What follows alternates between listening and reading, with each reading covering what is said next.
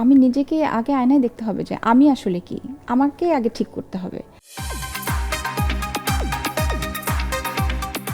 ভবিষ্যতের বাংলাদেশকে কেমন দেখতে চাও?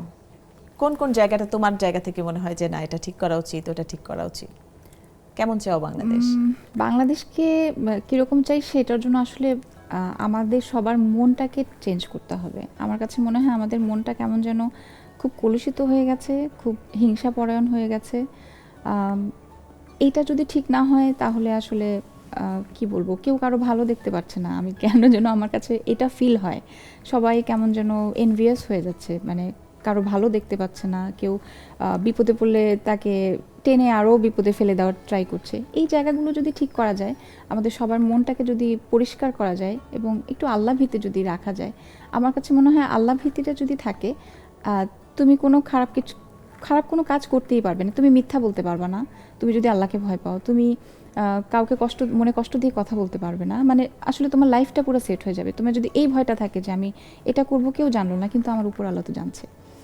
এই জিনিসটা যদি ঠিক করা যায় আসলে, তাহলে শুধু বাংলাদেশ না, মানে প্রত্যেকটা জায়গায় পুরো পৃথিবীটাই আসলে সুন্দর হয়ে যাবে। আমার কাছে এটা মনে হয়।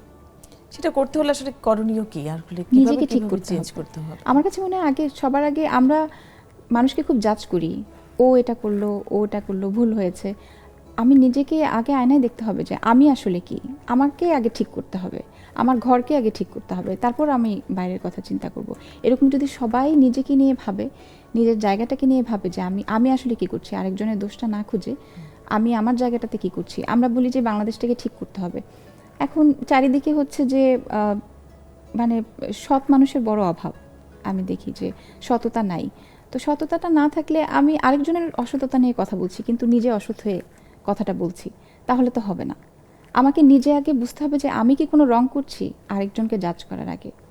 ওই জায়গাটাতে যার যার জায়গা থেকে যদি নিজেকে ঠিক করা যায়, তাহলে আসলে পুরো সমাজ, পুরো দেশটাই আসলে ঠিক হয়ে যাবে।